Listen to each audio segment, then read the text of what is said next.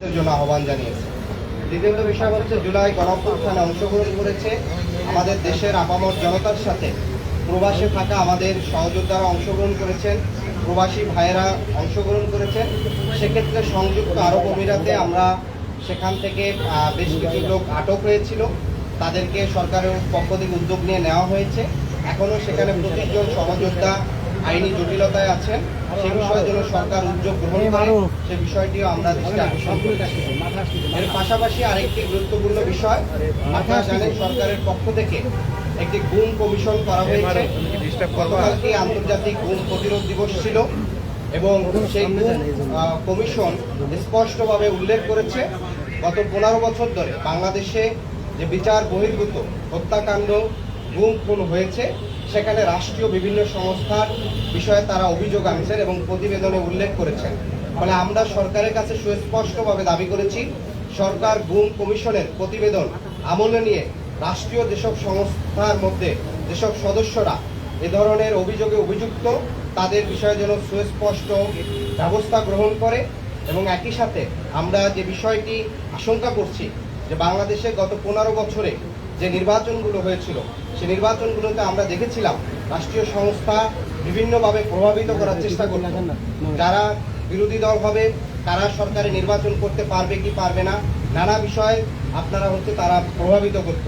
সর্বশেষ 2024 সালে ইলেকশনের আগে আপনারা দেখতে পারবেন বিভিন্ন দলকে নির্বাচনে এনে নির্বাচনকে অংশগ্রহণমূলক দেখার জন্য নানা ধরনের গ্রেপ্তার প্রভাবিত করার চেষ্টা করেছে। ফলশ্রুতিতে গুম কমিশন যে বিষয়টি এখানে উঠে এসেছে সেটাকে আমলে নিয়ে যথাযথ যেন পদক্ষেপ গ্রহণ করা হয়। আরেকটি বিষয় আমরা বলেছি যে ইতিমধ্যে জাতীয় ঐক্যমত্য কমিশন জুলাই সনদের চূড়ান্ত পর্যায়ে আছে, এখনো চূড়ান্ত হয়নি। সেই জুলাই সনদের আইনি ভিত্তির জন্য আমরা বলেছি জুলাই সনদের আইনি ভিত্তি এবং সাংবিধানিক ভিত্তির জন্য আগামী যে নির্বাচনটি হবে সেই নির্বাচনটি যেন অবশ্যই গণপরিষদ নির্বাচন হয় এবং সেই গণপরিষদের নির্বাচনের মাধ্যমে বাংলাদেশের দীর্ঘ 55 বা 54 বছরের যে রাজনৈতিক সংকট, যে একক ব্যক্তি কেন্দ্রিক যে স্বৈরতান্ত্রিক মনোভাব কিংবা কাঠামো গড়ে উঠছে, সেটার স্থায়ী সমাধানের জন্য আমরা মনে করি আগামী নির্বাচনটি গণপরিষদ নির্বাচন অনুষ্ঠিত হয়ে এবং সেটা নতুন সংবিধান প্রণয়ন করবে। একই সাথে আমরা দেখেছি বর্তমান যে নির্বাচন কমিশন আছে, এই কমিশন গঠনের সময় আমরা তখন নাগরিক কমিটির পক্ষ থেকে প্রতিবাদ জানিয়েছিলাম এবং এখনো আমরা প্রধান উপদেষ্টার দৃষ্টি আকর্ষণ করছি সেই বিষয় যে নির্বাচন কমিশন তাদের সক্ষমতা এবং নিরপেক্ষতার বিষয় যেন প্রধান উপদেষ্টা ভূমিকা রাখেন। কারণ আপনারা দেখতে পাচ্ছেন কিছুদিন পূর্বেও একটি নির্বাচন করার পূর্বে জাস্ট সীমানা নির্ধারণ নিয়ে ইসি ভবনের মধ্যে যেভাবে অন্য পক্ষকে যেভাবে হামলা করা হয়েছে, সেই বিষয়টি আসলে ইসির সক্ষমতা এবং একই সাথে তার নিরপেক্ষতা নিয়েও প্রশ্ন আসছে। একই সাথে আমরা আরেকটি বিষয় গত কয়েকদিন ধরে লক্ষ্য করেছি যে সরকারের পক্ষ থেকে কিন্তু গত 3টি নির্বাচন যে জুলাই ঘোষণাপত্র দেওয়া হয়েছে সেই ঘোষণাপত্রে সরকার উল্লেখ করছেন গত 3টি নির্বাচন অবৈধ নির্বাচনের মাধ্যমে ফ্যাসিস্ট সরকার এখানে চেপে বসেছে। ফলশ্রুতিতে সেই 3টি অবৈধ নির্বাচনে সরাসরি ফ্যাসিস্টের সহযোগী হিসাবে এবং অবৈধ নির্বাচনকে বৈধতা দানের জন্য জাতীয় পার্টি সরাসরি অংশগ্রহণ করেছে। শুধু তাই নয়, গত নির্বাচনে আপনারা দেখেছেন যে জাতীয় পার্টির পক্ষ থেকে যে নির্বাচনী প্রচারণা পোস্টার গুলা করা হয়েছে, সেখানে তারা বর্তমান যে জাতীয় পার্টির 2 গ্রুপের যে মহাসচিব মজিবুল হক চুন্নু এবং শামীম হায়দার পাটোয়ারি, তাদের পোস্টারে সুস্পষ্ট লেখা আওয়ামী লীগ মনোনীত প্রার্থী। তার মানে জাতীয় পার্টি এবং আওয়ামী লীগের মধ্যে কোনো পার্থক্য নাই।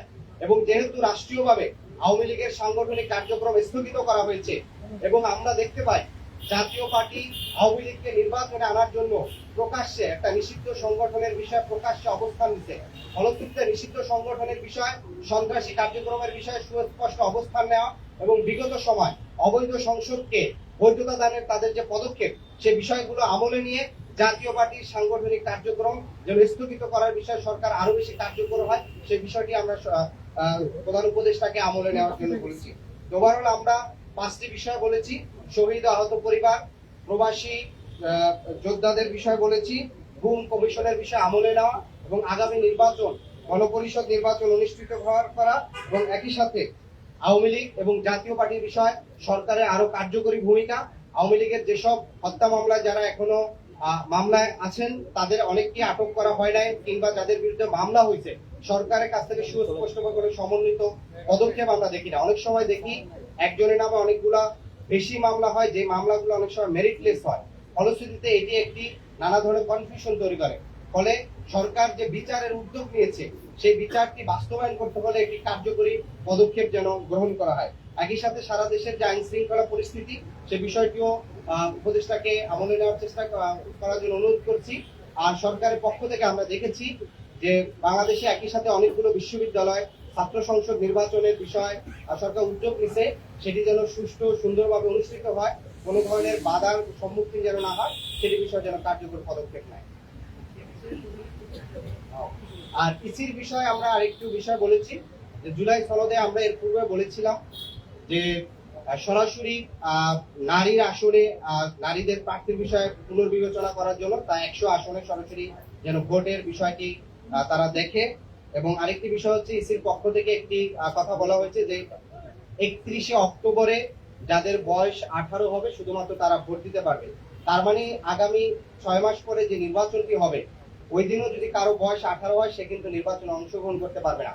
ফলশ্রুতিতে আমাদের এই গণ অভ্যুত্থানে তরুণদের সরাসরি সক্রিয় যে অংশগ্রহণ করেছিল সেই জায়গা থেকে আমরা মনে করি এটিকে আরেকটু নমনীয় হয়ে বরঞ্চ ফেব্রুয়ারিতে যাদের 18 বছর পূর্ণ হবে তারাও যেন সরাসরি নির্বাচনে অংশগ্রহণ করতে পারে, সেই জায়গাটিতে যেন আমলে নেওয়া হয়।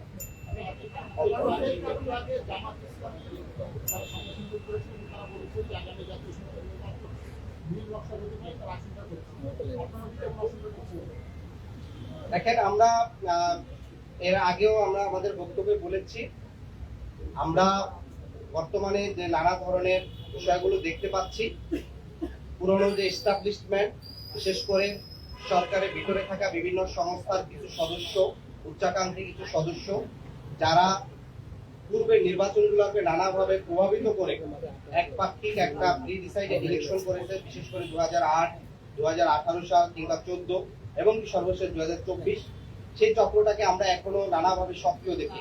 যার সর্বশেষ উদাহরণ আমরা দেখেছি যে গণঅভ্যুত্থানে সক্রিয় অংশগ্রহণ করা একটি রাজনৈতিক দলের প্রধানকে অন ক্যামেরা যেভাবে প্রকাশ্যে তাকে আঘাত করা হয়েছে, তাকে পুরো হত্যার উদ্দেশ্যে তাকে মেরে পুরো একটা দেশের রাজনৈতিক পরিস্থিতিকে অন্যদিকে নিয়ে যাওয়ার চেষ্টা করা হয়েছে, সেই বিষয়টি কিন্তু নানাভাবে কিন্তু এগুলো আমলে নেওয়ার বিষয়।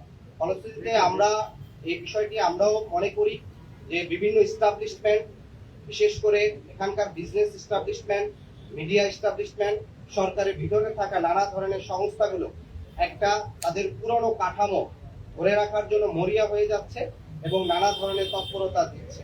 ফলশ্রুতিতে আমরা সরকারকে বলেছি, সরকারের পক্ষ থেকে যে তদন্ত কমিশন হচ্ছে, গুম কমিশন, তারা কিন্তু গুমের ক্ষেত্রে এইসব সংস্কার বিষয়ে তারা সুস্পষ্ট অভিযোগ আনছে এবং গুম কমিশনের পক্ষ থেকে স্পষ্ট করে তারা বলছে, বিশেষ করে ডিজিএফআই, এনএসআই, এসবিস, সিটিটিসি সহ র্যাব, পুলিশের সরাসরি গুমের সাথে তারা জড়িত থাকার অভিযোগ করছে। কিন্তু আমরা সরকারের পক্ষ থেকে এখনো কোনো কার্যকর উদ্যোগ দেখি নাই। ফলে সেই বিষয়টিকে আমরা আমলে নিয়ে আমরা সরকারকে কার্যকরী উদ্যোগ দেখতে চাই। আপনাদের সবাইকে অনেক ধন্যবাদ। আমরা তো বলেছি গণপরিষদ নির্বাচন।